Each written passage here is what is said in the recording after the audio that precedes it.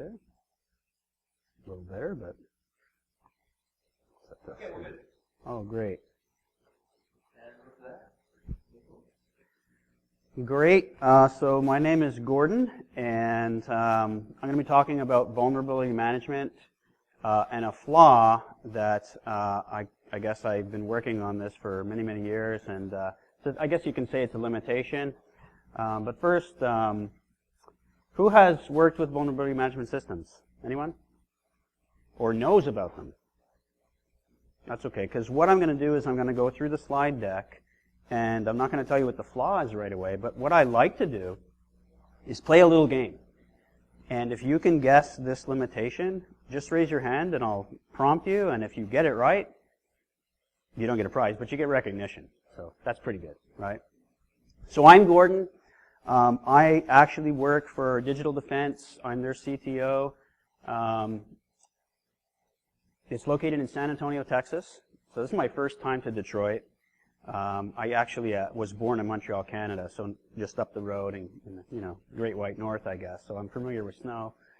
And I thought, hey, it's a little too cold. I got to get down south, eh? I still got the A accent.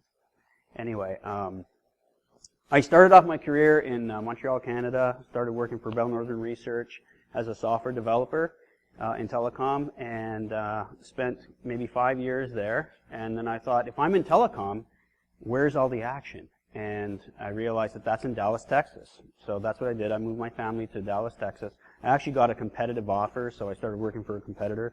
Nevertheless, it was in telecom, and I spent many years in telecom writing telecom switching, call processing, those kinds of things, many different languages, etc.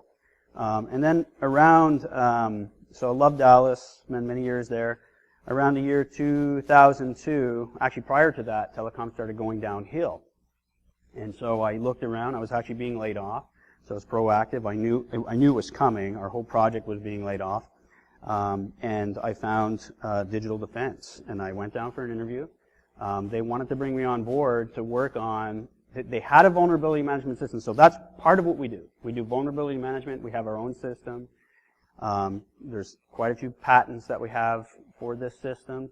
So I came on board and worked with 4 people to redesign this system. It was sort of very archaic, poorly architected, 2-tier.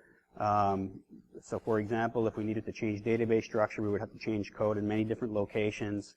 So I came on board and we redesigned it. And as I was doing this, I realized a certain challenge, and that's what this talk's about. So let's move forward. So what I'm going to do is I'm going to give you an overview. I'm going to open up the discussion with an information use case to set the stage, to give you an idea of what we can use vulnerability management for. I'll talk a little bit about vulnerability management technology background to set the stage. I did a study related to this about 1.5 years ago, and I call it the prevalence of network churn. I'm going to actually cover a little bit about that, and then I'm going to reveal the flaw. Maybe by that time you already know what it is. Please raise your hand as we go. I'm going to talk about this consequences of the flaw, and then wrap up with a conclusion. So here's a use case. So let's assume that a new 0-day just came out. This is not real. It's hypothetical. Don't go out of this talk saying, Gordon just revealed a 0-day on Apache. That's not what's happening.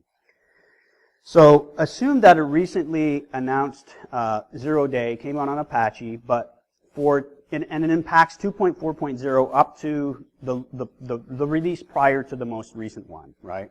So the 2.4.23 is not impacted, you're safe, but prior releases are vulnerable. What would you do if you are a vulnerability management person, and I see some of you are? What would you do to find your risk?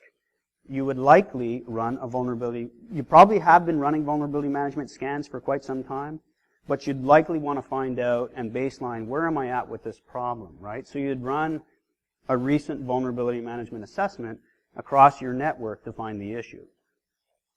That's good, and most people will stop there. But there's another thing that you should do, and that is you realize that your endpoints may not have this issue today, but in the past they may have had it. For example, Maybe you deinstalled Apache at some point, right? So it was there at one point, and a vulnerable version was present in the past, but you won't see that today if you just run a recent scan. Why is that important? It's important because these are candidates where an attacker may have already compromised your endpoint. Maybe you didn't see it. Maybe you didn't have, very in-depth incident response. And so this information would give you some intelligence in terms of where could I look to see potentially I might be. This is extra intelligence, in other words. Does that make sense? So on this hypothetical use case, this is a diagram that's showing where I was vulnerable in the past and where am I vulnerable now. So this is basically just a small network diagram, and there's basically two. The red dots show where the vulnerability existed in the past. So this is where Apache, for those vulnerable versions, was present in the past. And the vulnerable now is showing us instances, and there's only 3 dots there, 3 red dots, instances where I'm today vulnerable. So again, if I just looked at that vulnerable now, which many folks would do, they're missing a lot of intelligence, if that makes sense. This is just a diagram to drive home the case that endpoint that you see right there with the blue lines kind of like drawing across, they're really the same endpoint. Okay? I like these little diagrams. I kind of, want to sort of fantasize that I'm in, Back to the Future with Doc, where he's on the board and he's drawing, these futuristic diagrams. But anyway, so this is a different type of timing diagram, and I'm sharing it now just because I'm going to be using this kind of diagram as we move forward in this presentation. So the bottom part of the diagram represents the real-world assets, the true assets. As an example, that laptop that's on the desk is real. I can go touch it. I know where it is because I can see it. And one of the, jobs of a good vulnerability management system isn't just to scan one point in time, but to scan that endpoint multiple times across time to basically you want to understand, well, did I patch this problem? Yes or no?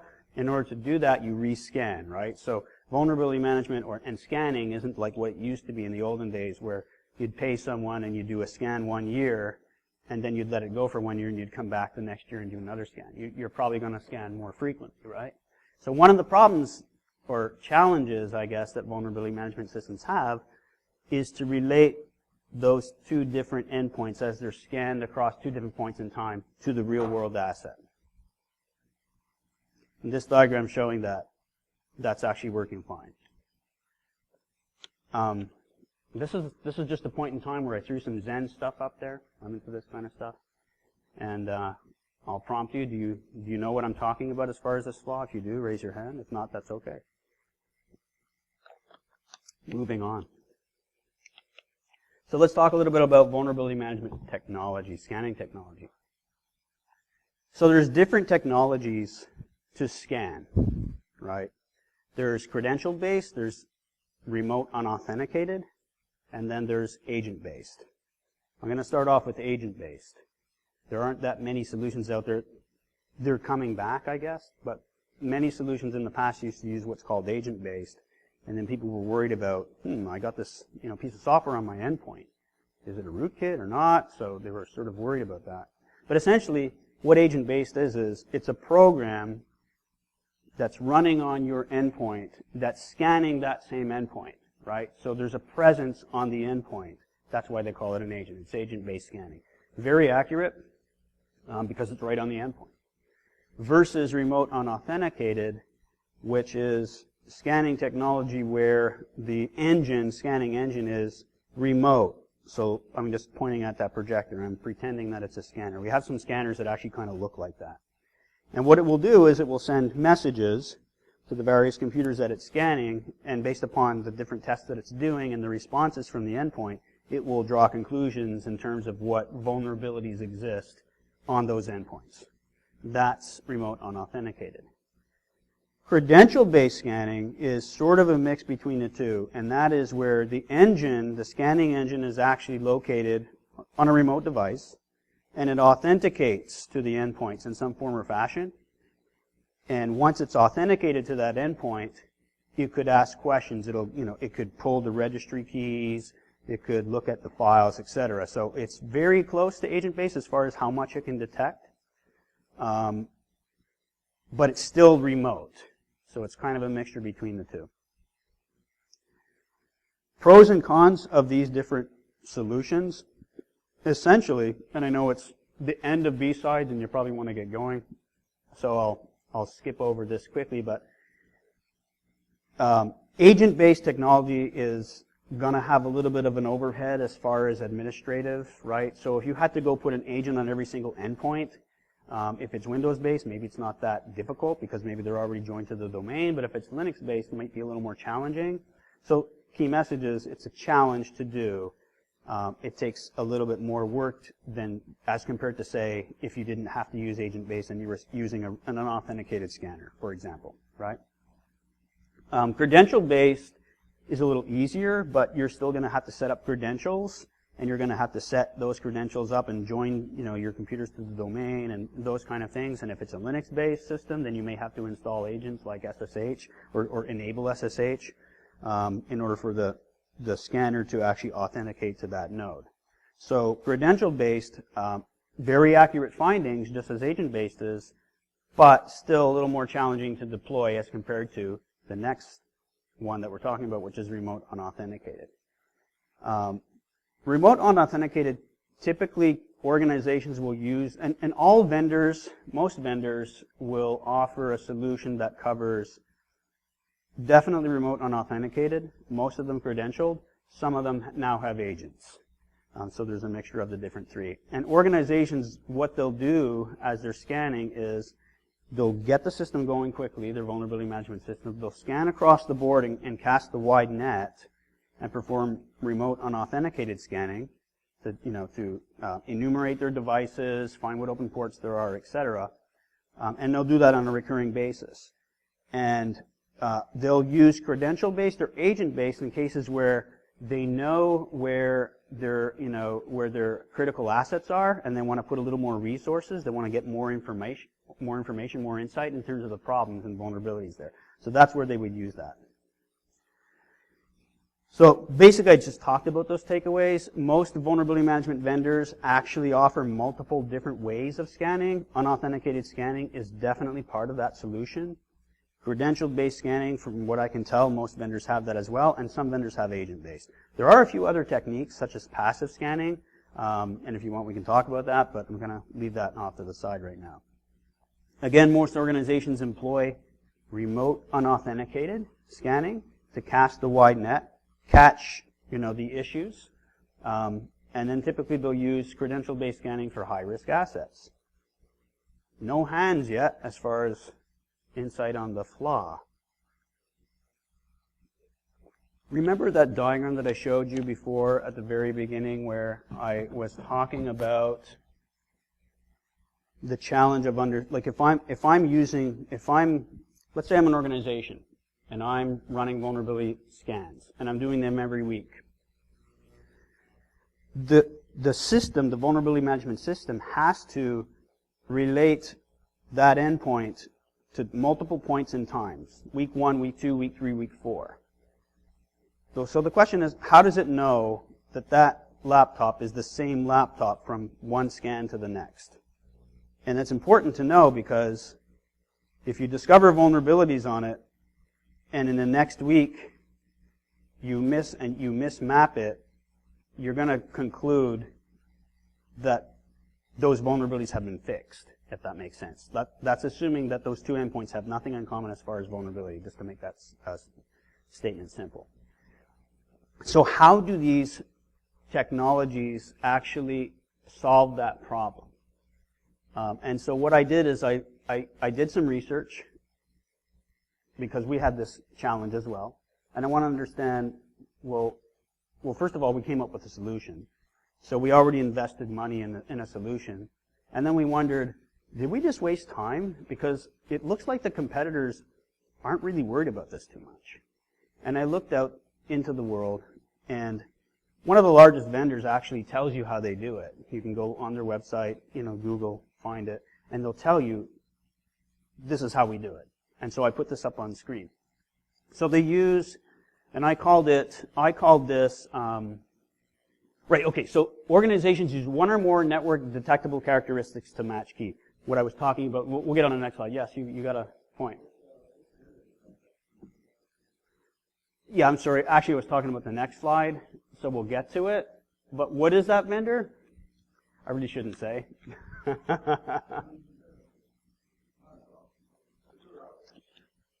It's Qualys. Yeah, and we'll get to it. But anyway, what they use is, IP address, for example. If you have a server that typically won't change its IP address that often, right? If you have a laptop that's sort of moving around a lot, it may, especially if it's in a DHCP environment. So IP address is a very good trackable, I guess, characteristic that you can use to relate to different endpoints across time.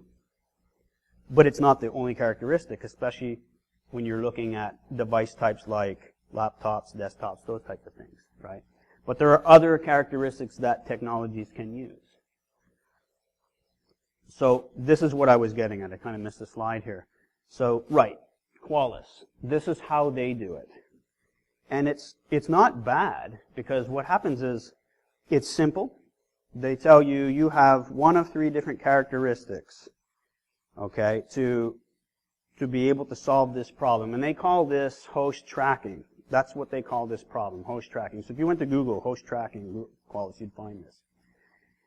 And as an administrator of the vulnerability management system, once you purchase their solution, you would then go into the portal and you would indicate what tracking mechanism. So I call this algorithm single host tracking key. Admin user specifies one of IP address, DNS hostname, or NetBIOS hostname. So you have 3 different characteristics to choose from. If you don't do anything, then the default is IP address. So if you purchase that solution and you just want to go start scanning, you can do that. But what happens is, after weeks and weeks of scanning, you're going to start seeing mismatches. And you might not even know what's happening. And the reason is because you're matching on IP address by default. And maybe you have laptops that are in DHCP, and they switch their IP. One day you go home, you come back, you get a different IP. You don't really care. The system that's scanning it mismatches it because it's using IP address. So this is analogous to, like, if you look at your fingerprint, you can select, like, if you want to do fingerprint matching, you can select, this is Qualys, you can select one of 3 different areas on your finger. You have to tell me which one. And then I'll use that to track it. Does that make sense? Question?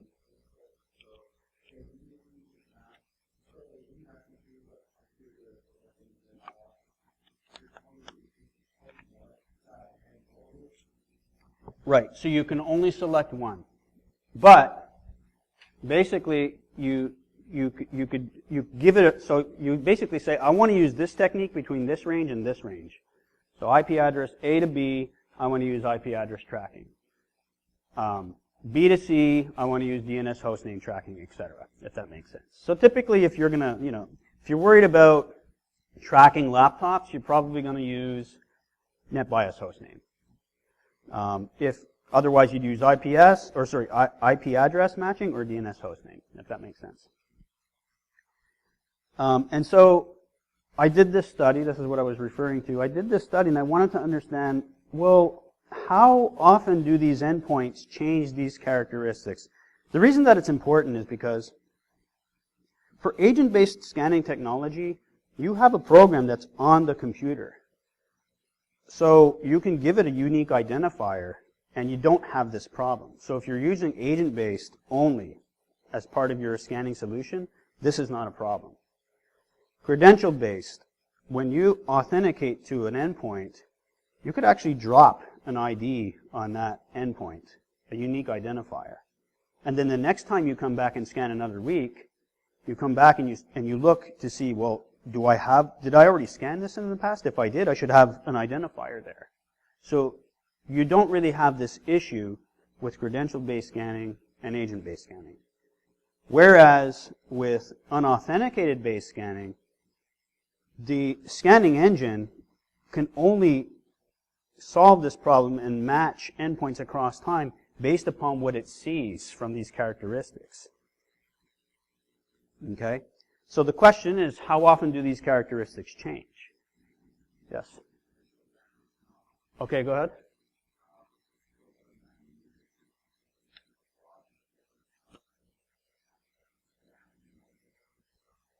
Yes. You got it. Yes. So what basically he was saying, what was your name? Brandon. Okay, what Brandon you just said, and that's good. He solved the puzzle. Okay, and we're going over it. We're almost there. And the issue that he just described is because these characteristics change more often really than what we believe they changed, and because unauthenticated scanner uses these characteristics to actually match these hosts across time, they're going to be incorrect. They're not always going to be incorrect, but they're going to be incorrect to a certain level.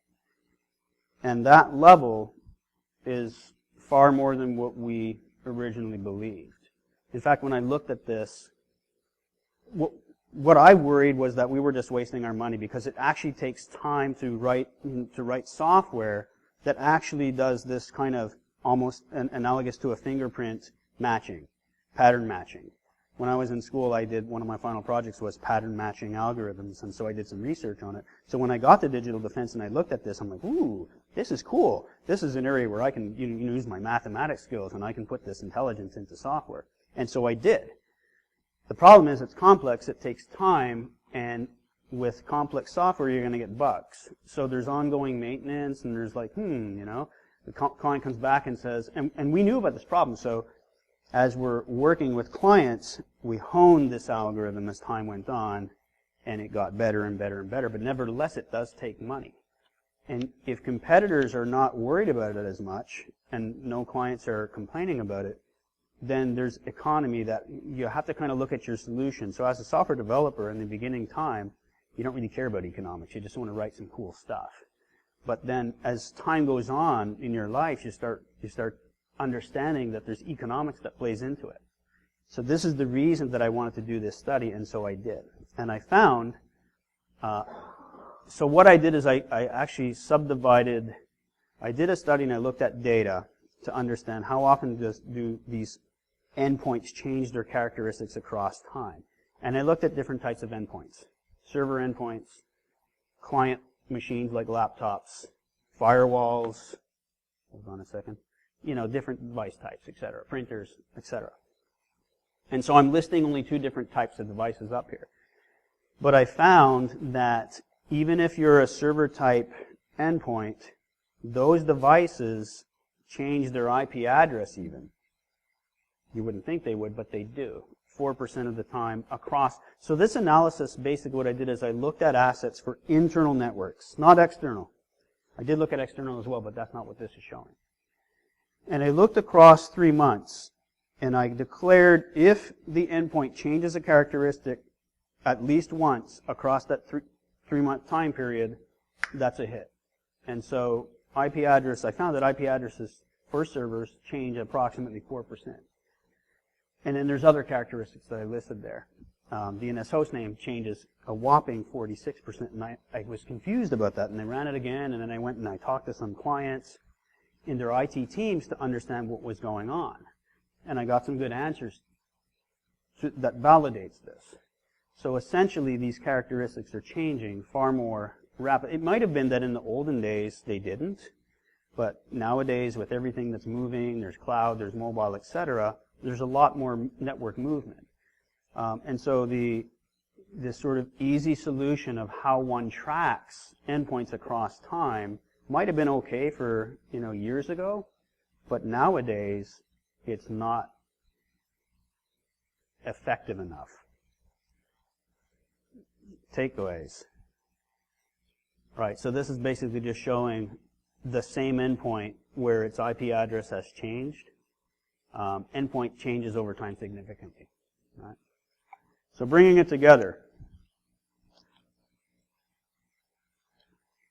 Most widely used scanning technology is remote unauthenticated scanning because it's easy to deploy and it saves money, right? And you don't really need, I mean, if you can do agent-based everywhere and you wouldn't, and it costs just about the same amount of money, then people would do it. But it's going to cost more to do more. So typically organizations are going to cast a wide net with unauthenticated scanning.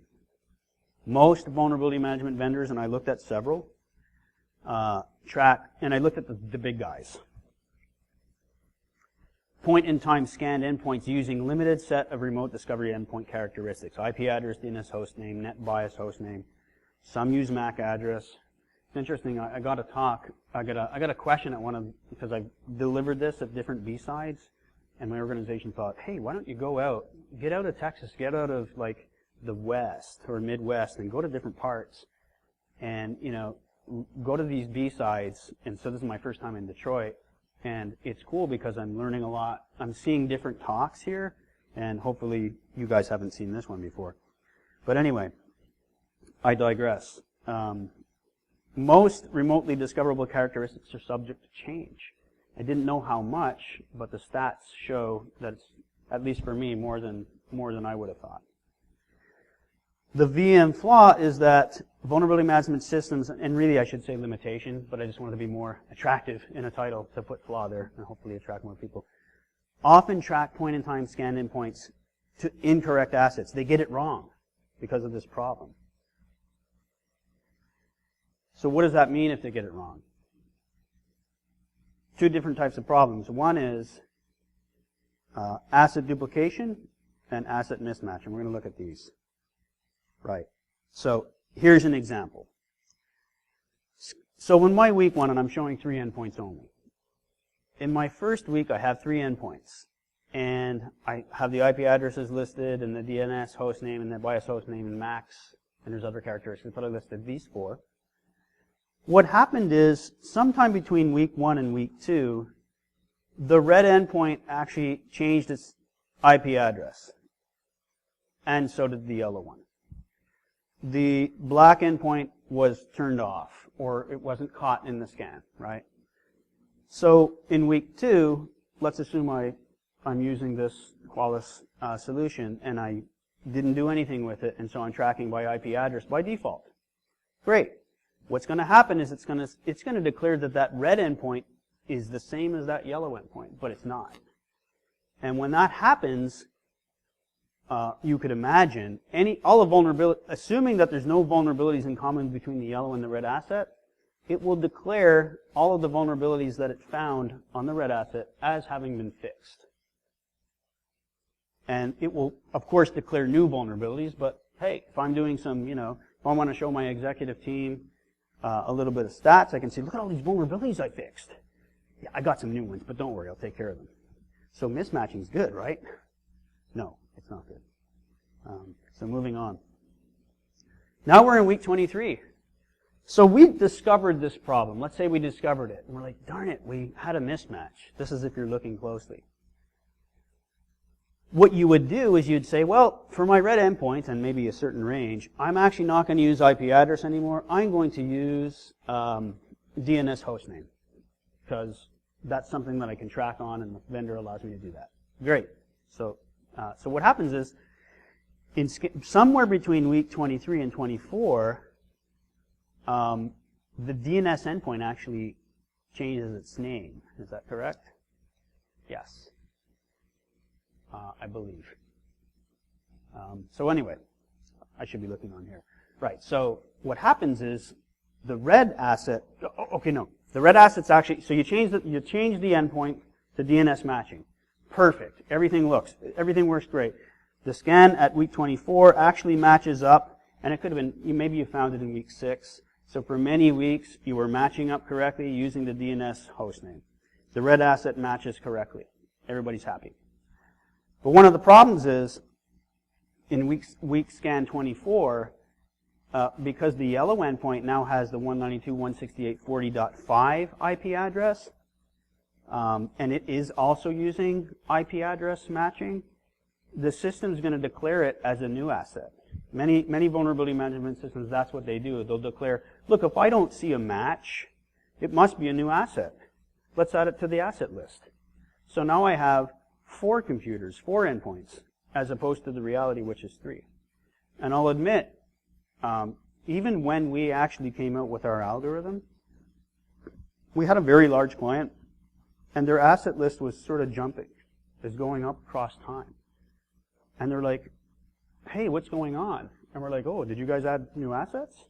And they're like, no. Well, we added some, but this is crazy. It's going up, it's going up. And we found that we were actually duplicating assets too, even though we had our, pretty intelligent algorithm. So we had to hone it, etc. So this is just a little Star Wars reference, even though I'm a Star Trek fan. Does that make sense so far? Okay. So there are impacts to this. And I'm not going to go over this list, but I will say, like a little, there are several prospects that we talk to, and in fact, I've given this talk. The first time I gave it was in Dallas, and there was someone in the audience who came up to me afterwards, and he said, "That's my problem, and I didn't realize it."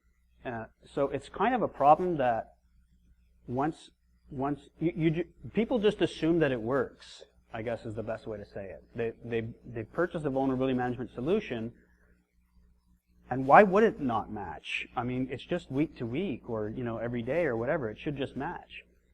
They just assume that it does, and then they'll see some issues. But when you have 100,000 endpoints, you're not going to see the little needles in the haystack. Sometimes you will, but you'll be confused. And I mean, I went onto some competitive websites, such as Rapid7, Qualys obviously, and others. And some of these companies have, I guess, if you have a problem, you could actually go onto the website, the forum, and say, hey, what's going on? I don't understand. And it's public. So it's not like, oh, I'm a client, I have access. Yeah, if you want to open a bug, of course. But if you just want to, talk about a problem, you can go onto the community website, whatever it's called. I think Security Streets for Rapid7. And you'll pop in a problem, an issue. And if you go searching through there, you're going to see that the people don't understand what's going on. They're experiencing asset duplication and asset mismatch, but they're communicating their problems in a different way because they don't really know that that's the problem, if that makes sense, right? And sometimes the question is, I want to start over. I want to delete all my data from my asset list. How do I do that? That was the question. And the answer is, why do you want to do that? And then they explain what's going on, and I just want to start over. And the conclusion is, this is the issue. Obviously, the ideal scan-to-scan endpoint correlation, that's what I call it. I used to call this thing reconciliation because I was like, what do we call this problem? And from the Quicken days, etc., it's like, okay, reconciling accounts, so reconciliation. But people didn't really understand that. And so now I'm calling it scan-to-scan endpoint correlation. It's a little longer, but people kind of get that a little more because it's like scan-to-scan, oh, okay. So the ideal is to obviously match, however you're doing it, match up the right asset to the right endpoint that's scanned across time. So what can you do? Number one, be aware. Be aware of this problem. When I talk to people who are evaluating vulnerability management systems, by and large what they're doing is they're running one scan and they're looking to see, did you find these issues? And so they'll get 3 vendors and they'll run one scan. It's sort of like scan from vendor A, scan from vendor B, scan from vendor C. And then whoever gets the most accurate results, and there's other, kind of other criteria that go into it, but that's all they're doing. What I'm trying to share is they're not actually looking at what happens if I run scans across time. Do you guys actually have a problem with that? Or are you mismatching my assets? Are you really sharing with me what my true risk is? Or at least giving me a good idea of my risk? Because that's what vulnerability management systems are supposed to do, right? And the risk isn't just one point in time scan. The risk is communicated to you, and this plays back to the use case that I shared at the beginning. It's not just one point in time scan. You have to look at the past. You have to be able to go into your vulnerability management system and query it and say, wow, I have scans across time. I want to understand what happened 3 weeks ago. And to do that, it has to map correctly. And if it doesn't, you have a problem. So this is the wrap up. I just alluded to it again. Historical security information is key to risk intelligence. Again, it's not just one point in time scan. You've got to query your system, look back in the past. How well are you doing? Are we improving? Are we at a sort of steady state? And then the use case that I shared in the beginning, you'd only be able to solve that if you had good matching across time. Endpoints change their characteristics due to normal IT administration. It's not like rocket science. It's just the IT people are moving printers around, they're changing things are breaking, so they're changing the IPs. Darn it, we changed the printer. People aren't going to be happy, but they're going to do it anyway. And then they'll solve the problems later. So when selecting a vulnerability management system, evaluate scan-to-scan correlation capability. That is all I have. Questions? Yeah.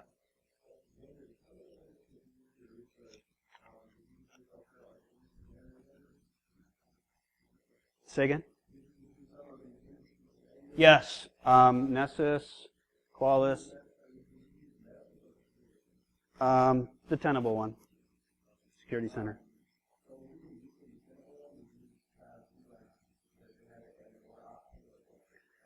They do. I guess they have an algorithm that they don't really publish, so you kind of have to discover what it is. And with Security Center, it's my understanding that they actually take in data feeds from, for example, DHCP. So that actually helps. And their algorithm's hands-off. It's like, on the one hand, Qualys is, you could say, oh, I don't like it because I have to actually get involved. Like, I have to go actually indicate how do I want to match. But on the other hand, it's flexible because if it mismatches, you could change it, and it corrects the past, by and large. There's some issues with it, but it actually goes back, yeah. Okay.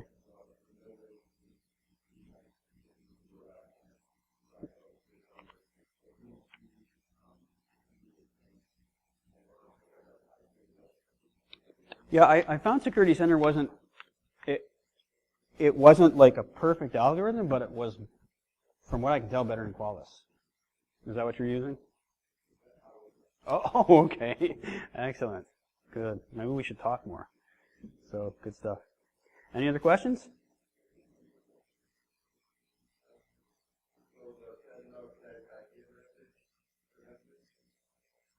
Static IP addresses? So, right. So that's what I'm sharing is when we say, oh, okay, this computer has a static IP address.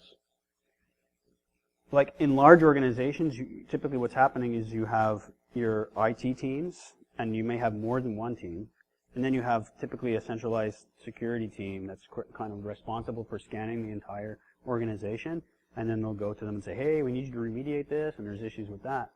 But I guess to answer your question, nothing's really static. I mean, it's static for a certain amount of time until they decide, well, I'm going to change the IP address for whatever reason.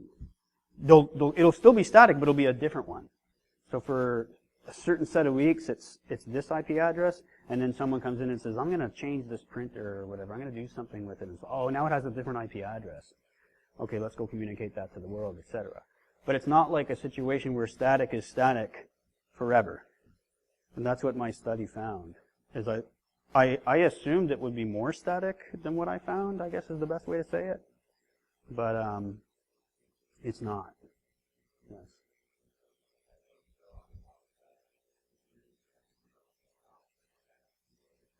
Yes, that's what I'm thinking too. Exactly. Yeah.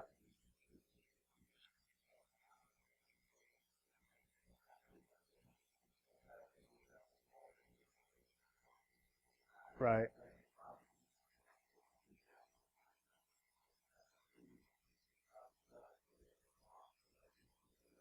Yes. Excellent point. Yes. Yeah. Anyone else?